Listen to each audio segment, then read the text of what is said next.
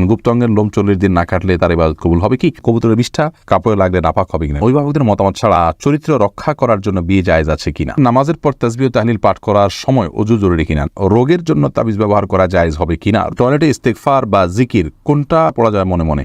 ঋতুস্রাব বন্ধ হয়েছে ভেবে সহবাস করলে পরে দেখা গেল ঋতুস্রাব বন্ধ হয়নি, এতে করণীয় কি? 60 বছর আগের কবরের উপরে বাড়ি বানানো যাবে কিনা? মেয়েদের পিরিয়ড অবস্থায় বিয়ে করা জায়েজ কি না? আমি নতুন দাড়ি রেখেছি, মুখের নিচের অংশে থুতনির নিচে কি খুর দিয়ে পরিষ্কার করা যাবে? পিরিয়ডের পর অর্থাৎ শরীর খারাপ থেকে ভালো হওয়ার পর স্বামী সহবাস কবে থেকে করতে হয়? প্রস্রাবের জন্য ঢিলা কুলুক বা টিস্যু নিয়ে 40 কদম হাঁটার বিধান কি সহি? নামাজরত অবস্থায় যদি মেয়েদের সাদা স্রাব বের হয় তখন কি ওযু ভেঙে যায়? অনবরত বের হলে করণীয় কি? আমার বোনের সংসারে অশান্তি ছিল, তাই ছাড়াছাড়ি হয়ে গেছে, কিন্তু কাগজে কলমে লেনদেন হয়েছে, কিন্তু ছেলে মুখে তালাক বলেনি। এই তালাক বা ছাড়াছাড়ি সঠিক হয়েছে কিনা? হিন্দু অর্থাৎ হিন্দুর সাথে প্রেমের সম্পর্ক জড়ালে ইসলাম শরীয়তে শাস্ত্রের বিধান কি আছে? SKMD ফরিদ জানতে চেয়েছেন কবুতরের বিষ্ঠা কাপড়ে লাগলে নাপাক হবে কিনা? কবুতরের বিষ্ঠা এটা অল্প স্বল্প যদি কাপড়ে লাগে তাহলে এটা নাপাক হবে না। এরপরে রায়হান আলী জানতে চেয়েছেন নামাজের পর তাসবিহ ও তাহলিল পাঠ করার সময় ওযু জরুরি কিনা? না, তাসবিহ তাহলিল পাঠের সময় ওযু না থাকলেও চলবে, কোনো অসুবিধা নেই। মাসুমা শারমিন জানতে চেয়েছেন টয়লেটে ইস্তেগফার বা জিকির কোনটা পড়া যায় মনে মনে? টয়লেটে মনে মনে আপনি যে কোনো কিছু করতে পারেন, অসুবিধা নেই। মনের নিয়ন্ত্রণ তো আল্লাহ রাব্বুল আলামিন করেন নাই। মুখে কোনো জিকির, সেটা ইস্তেগফার হোক অন্য কোনো জিকির হোক, এগুলো মুখে উচ্চারণ করবেন না, মনে মনে হতে পারে, কোনো অসুবিধা নেই। লাতিফা লাইজু আপনি জানতে চেয়েছেন মেয়েদের পিরিয়ড অবস্থায় বিয়ে করা জায়েজ কি না? বিয়ে হতে পারে, বিয়ে হতে কোনো অসুবিধা নেই পিরিয়ড অবস্থায়, কিন্তু স্বামী সহবাস করা জায়েজ হবে না। বিয়ের আগে অনুষ্ঠানটা হলো ওই সময় কোনো অসুবিধা নেই, কিন্তু সুস্থ হওয়া পর্যন্ত সহবাস করা যাবে না। এমডি কাউসার জানতে চেয়েছেন 60 বছর আগের কবরের উপরে বাড়ি বানানো যাবে কিনা? যদি অনেক পুরাতন কবর হয়ে যায় এবং সেখানে এক্সটেনশন করে বাড়ি নির্মাণ করার প্রয়োজন হয়, আর যদি কবরস্থান না হয়, তাহলে সেক্ষেত্রে ওই কবরের ধ্বংসাবশেষকে অন্যত্র কবরস্থানে তুলে নিয়ে আপনি সেখানে বাড়ি বানাতে পারেন, কোনো অসুবিধা নেই। রায়হানা আক্তার আপনি জানতে চেয়েছেন পিরিয়ডের পর অর্থাৎ শরীর খারাপ থেকে ভালো হওয়ার পর স্বামী সহবাস কবে থেকে করতে হয়? অর্থাৎ ফরজ গোসলের পর নামাজ শুরু করার পরে কি এটা করতে হবে? না, নামাজ শুরু করার পর করতে হবে এমন কোনো কথা নেই। গোসল হয়ে গেছে, ফরজ গোসল হয়ে গেছে, তাহলে আপনি পবিত্র হয়ে গেছেন, এখন স্বামী সহবাস আপনি করতে পারবেন। রুম্পা আপনি জানতে চেয়েছেন নামাজরত অবস্থায় যদি মেয়েদের সাদা স্রাব বের হয় তখন কি ওযু ভেঙে যায়? অনবরত বের হলে করণীয় কি? জি হ্যাঁ, সাদা স্রাব বের হলে ওযু ভেঙে যাবে, কিন্তু এটা যদি অনবরত পড়তেই থাকে, 5টা মিনিটও সময় গ্যাপ না থাকে, পুরো সালাতের ফুল সময়টা ধরে যেতে থাকে একটু করে, তাহলে সেক্ষেত্রে আপনাকে প্রত্যেক ওয়াক্তের জন্য ওযু করে সালাত আদায় করতে হবে। এরপরে ওযু করার পর যদি বের হয় কোনো অসুবিধা নেই, কিন্তু ওই ওয়াক্ত পর্যন্ত ওই ওযু দিয়ে আপনি সালাত আদায় করতে পারবেন। আকবর হোসেন জানতে চেয়েছেন আমার বোনের সংসারে অশান্তি ছিল, তাই ছাড়াছাড়ি হয়ে গেছে, কিন্তু কাগজে কলমে লেনদেন হয়েছে, কিন্তু ছেলে মুখে তালাক বলেনি। এই তালাক বা ছাড়াছাড়ি সঠিক হয়েছে কিনা?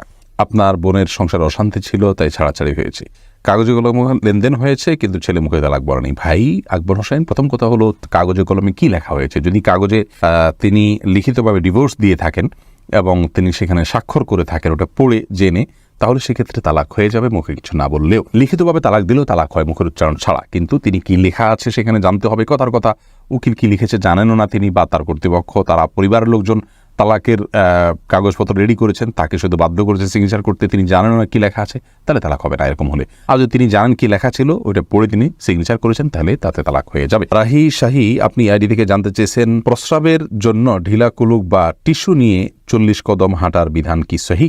না, 40 কদম পেশাবের পরে ঢিলা কুলুক ধরে আপনার হাঁটতে হবে, এরকম কোনো কথা কোরআন হাদিসে কোথাও বলা হয়নি। এবং এই বিষয়টি মানুষের সামনে যখন হাঁটাহাঁটি করা হয়, জিনিসটা দৃষ্টিকটুও। অতএব কারোর যদি পেশাবের ধারা বন্ধ হতে একটু সময় লাগে, তাহলে তিনি টয়লেটে, ওয়াশরুমে অপেক্ষা করবেন, এবং সেখানে তার যদি উঠবস করা লাগে করবেন, কিন্তু মানুষের সামনে নিজের আপনার লজ্জাস্থানে হাত দিয়ে হাঁটাহাঁটি করা দৃষ্টিকটু, এতে কোনো সন্দেহ নেই, এবং এরকম কথা করাদেশে কোথাও বলা হয়নি। প্রিন্স রাফিন আপনি জানতে চেয়েছেন পড়ে যাওয়া চুল বিক্রি করলে গুনাহ হবে কি না? যে চুলগুলো পড়ে গেছে সেগুলো বিক্রি করলে গুনাহ হবে, কারণ হলো মানুষের শরীরের কোনো অংশ বিক্রি করা জায়েজ নাই। আল্লাহ রাব্বুল আলামিন আমাদেরকে আমাদের শরীরের কোনো অংশকে বিক্রি করার অধিকার দেননি, কারণ এগুলো সবগুলোর মালিকানা আল্লাহ তাআলার, আমাদেরকে শুধু ইউজ করতে দেওয়া হয়েছে, আমরা এগুলো বিক্রি করতে পারি না। রুবেল মাহমুদ আপনি জানতে চেয়েছেন আমি নতুন দাড়ি রেখেছি, মুখের নিচের অংশে থুতনির নিচে কি খুর দিয়ে পরিষ্কার করা যাবে? ভাই রুবেল, আপনি নতুন দাড়ি রেখেছেন, সেজন্য প্রথমে আপনাকে মোবারকবাদ জানাচ্ছি। আল্লাহ রাব্বুল আলামিন আপনাকে পূর্ণ একটি আমল, এটার উপরে অবিচল থাকার তৌফিক দান করুন। বিশেষ করে আজকাল আমাদের যুবক ভাইদের জন্য এই আমলটা করানো বেশি কঠিন হয়ে যায়। মুখের নিচের যে অংশ, থুতনির নিচের অংশ, এটা খুর দিয়ে আপনি পরিষ্কার করা যাবে কিনা বলেছেন। এটা পরিষ্কার করার প্রয়োজন নেই, কিন্তু যদি গলায় থাকে এগুলো আপনি পরিষ্কার করতে পারেন, কারণ এগুলো দাড়ি নয়। কিন্তু এই থুতনির কিছুটা নিচে হলে এগুলো দাড়ি। অতএব থুতনির দিকে যদি গলার দিকে চলে আসে কিছু দূর অনেকের আসে এবং এটা বিরক্তির কারণে, তাহলে এইটুকু আপনি চাচতে পারেন। কিন্তু থুতনিতে যেগুলো থাকে অর্থাৎ এই যে চোয়াল হাড্ডি, এই হাড্ডির উপরে এবং হাড্ডির উপরে নিচে ধারে কাছে যেগুলো আছে এগুলো সবগুলো দাড়ি হিসাবে বিবেচ্য, যার কারণে এগুলো কাটবেন না। তাহনিয়া, আপনি জানতে চেয়েছেন ঋতুস্রাব বন্ধ হয়েছে ভেবে সহবাস করলে পরে দেখা গেল ঋতুস্রাব বন্ধ হয়নি, এতে করণীয় কি? দেখুন, হামিদ আল তাহানি ঋতুস্রাব বন্ধ হয়েছে ভেবে সহবাস করেছেন, পরে যদি দেখেছেন না আসলে বন্ধ হয়নি, তাহলে সেক্ষেত্রে ইস্তেগফার করুন যে ভুল হয়ে গেছে, ইনশাআল্লাহ এর কারণে গুনাহ হবে না। কিন্তু জেনে শুনে ঋতুস্রাবের মধ্যে সহবাস হলে সেক্ষেত্রে হাদিসে রাসূল আকরাম সাল্লাল্লাহু আলাইহি ওয়াসাল্লাম শিক্ষা দিয়েছেন কিছু সাদকা করবে যেন কাফারা হিসাবে, কিছু গরিব দুঃখীদেরকে যার সাধ্য অনুযায়ী, যার সাধ্য আছে অল্প তিনি অল্প 100-200 দিলেন, আর যার সাধ্য অনেক বেশি আছে তিনি বেশি দান করে দিবেন। এটার জন্য পরবর্তীর জন্য সাবধান হতে হবে যাতে নিজের ভুলের কারণে কোনো গুনাহে আমরা লিপ্ত না হয়ে যাই বা আমাদের দ্বারা ভুল কিছু না হয়। এরপরে সুইটি আহমদ, আপনি জানতে চেয়েছেন রোগের জন্য তাবিজ ব্যবহার করা জায়েজ হবে কিনা। রোগের জন্য তাবিজ ব্যবহার করা ইসলামী শরিয়ার শিক্ষা নয়, সুন্নাহ নয়। রাসূল আকরাম সাল্লাল্লাহু আলাইহি ওয়াসাল্লাম ঝাড়ফুঁকের শিক্ষা দিয়েছেন। শুধু বাচ্চারা যারা পড়তে পারে না তাদেরকে ঝাড়ফুঁক সবসময় করা যায় না, বা করেও নিয়মিত ঝাড়ফুঁক করা যায় না, তেলাওয়াত করা করতে পারে না, তারা এক্ষেত্রে তাদেরকে তাবিজ দেওয়া যায় কিনা কোরআন হাদিসের আয়াত দিয়ে, কোরআন আয়াত এবং হাদিসের দোয়া দিয়ে শুধুমাত্র, সেটাকে কোনো ওলামা জায়েজ বলেছেন। কিন্তু রাসূল আকরাম সাল্লাল্লাহু আলাইহি ওয়াসাল্লাম কাউকে কখনো তাবিজ দেননি, দিতে বলেননি। তিনি যেটা বলেছেন ঝাড়ফুঁক করা নিজের জন্য, অন্যের জন্য। অতএব তেল পড়া, পানি পড়া বা বিভিন্ন আয়াত তেলাওয়াত করে ফুঁক দেওয়া, এটাই হলো মূল ট্রিটমেন্ট, সেটাতে আমাদের যাওয়া উচিত, সুন্নাহ সেটাই। সঞ্জিদা তামান্না জানতে চেয়েছেন অভিভাবকদের মতামত ছাড়া চরিত্র রক্ষা করার জন্য বিয়ে জায়েজ আছে কিনা। অনেক গুরুত্বপূর্ণ প্রশ্ন এবং এই প্রশ্নটা অনেকেই করে থাকেন। দেখুন, মেয়েদের বিয়া অভিভাবকের অনুমতি ছাড়া এটা জায়েজ আছে কিনা এ বিষয় নিয়ে বিস্তর মতপার্থক্য আছে। ইমাম আবু হানিফা রাহমাতুল্লাহর মতে প্রাপ্তবয়স্কা মেয়ে হলে তিনি নিজের বিয়ে নিজে করতে পারেন অভিভাবকের অনুমতি ছাড়া, যদি অন্য ইমামদের মতে এবং বেশিরভাগ ইমামদের মতে এটি জায়েজ নাই। তো এক্ষেত্রে একজন মেয়ে মানুষ তার পরিবারকে বোঝানোর চেষ্টা করবেন। পরিবার যদি এতই নাছোড়বান্দা হন, সবচেয়ে বড় কথা হলো যে আপনি নিজেকে অহেতুক যৌন বিষয়গুলোকে মানুষের মধ্যে সেগুলোর প্রতি আগ্রহী করে তুলে এরকম কাজ থেকে নিজেকে দূরে রাখা উচিত। আজকাল দেখা যায় যে ছেলে মেয়েরা একে অন্যকে একান্তে কথা বলে, চ্যাট করে, এরপরে নিজেদের আর ঠিক রাখতে পারেন না, তখন বলে আমাদের এখন বিয়ে করবো কিনা। আপনি ওই পথে যেই তো আপনি নিজের ধ্বংস ডেকে এনেছেন, যার কারণে আপনি যদি ইসলামের শরিয়া অনুযায়ী চলে থাকেন তাহলে সেক্ষেত্রে এই প্রশ্ন আপনার আসবেই না যে এটা ছাড়া চরিত্র রক্ষা করা যাচ্ছে না। কেন চরিত্র রক্ষা করা যাবে না? আপনি পুরুষ থেকে নিরাপদ দূরত্বে থাকবেন, তার সাথে কোন পুরুষদের সাথে কোনো প্রয়োজন ছাড়া আপনি যোগাযোগ রাখবেন না, এবং পর্দার যে বিধিবিধানগুলো আছে আপনার সব মানে কণ্ঠের হেফাজত, আপনার সৌন্দর্যের হেফাজত, তাদের সাথে পুরুষদের সাথে মেলামেশার বিষয়ে যে শর্তগুলো আছে সেই সবগুলো যদি মেনে চলেন তাহলে তো আপনার প্রশ্ন আসারই কথা নয়। এটা হলো প্রথম কথা। দ্বিতীয় কথা হলো যে যদি কোনো কারণে আপনি ইসলামের বিধিবিধানগুলো লঙ্ঘন করার কারণে এখন আপনি আসলে বিপদে পড়ে গেছেন, তাহলে সেক্ষেত্রে আপনি এখন নিজেকে দূরে সরে আনার চেষ্টা করবেন। এটা দ্বিতীয় বিষয়।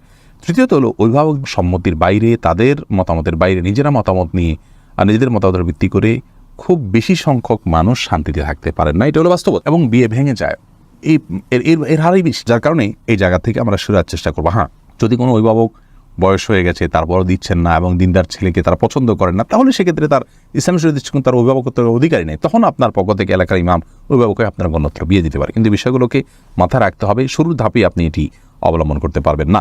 আব্দুর রাজ্জাক বিন সিরাজ জানতে চেয়েছেন গুপ্তাঙ্গের লোম 40 দিন না কাটলে তার ইবাদত কবুল হবে কি। গুপ্তাঙ্গের লোম বা অবাঞ্ছিত যে সমস্ত পশম আছে, এই পশমগুলো 40 দিনের বেশি না কেটে থাকা গুনাহের কথা, কারণ হাদিসে এ বিষয়ে কড়াকড়ি রয়েছে। আর কে হিরা, আপনি জানতে চেয়েছেন একজন মুসলিম অমুসলিমের হিন্দু অর্থাৎ হিন্দুর সাথে প্রেমের সম্পর্ক জড়ালে ইসলামের শরীয়তে শাস্ত্রের বিধান কি আছে। দেখুন, একজন মুসলিমের সাথেই প্রেমের সম্পর্কে জড়াতে পারে না। প্রেম বলতে আমরা বুঝি আজকাল বিবাহ বহির্ভূত নারী পুরুষের সম্পর্ক। এই সম্পর্ক, এই ভালো লাগা, এটা সব ভালো লাগাকে যদি আমরা বৈধতা দিই তাহলে সেক্ষেত্রে আর পৃথিবী তার আপন অবস্থাতে শৃঙ্খলায় থাকবে না, বরং নিজের চাওয়া পাওয়াকে কন্ট্রোল করা, নিয়ন্ত্রণ করা, এটাই ইসলাম আমাদেরকে শিক্ষা দেয়। বিধায় একজন মুসলিম পুরুষ যেখানে একজন মুসলিম নারীর সাথে প্রেম করা, বিবাহ বহির্ভূত সম্পর্ক করা জায়েজ নাই, সেখানে একজন অমুসলিমের সাথে করার প্রশ্নই ওঠে না, কারণ সেটি গুনাহ তো হবেই। সেই সাথে আপনার এটা যদি তাদেরকে বিবাহ পর্যন্ত নিয়ে যায় তাহলে এটা হারাম হবে, কারণ তার সাথে বিবাহ করা জায়েজ নাই যতক্ষণ তিনি ঈমান না আনেন। বিধায় যদি তিনি ঈমান আনেন তাহলে ঈমান আনার পরে তাকে সরাসরি বিয়ে করবেন, কিন্তু বিবাহ বহির্ভূত প্রেম এটি জায়েজ নয়। এটি প্রতারণা এবং ভোগ ছাড়ার কিছু নেই। এখানে কোনো সামাজিক কমিটমেন্ট থাকে না, এটা অনাচারের অন্তর্ভুক্ত।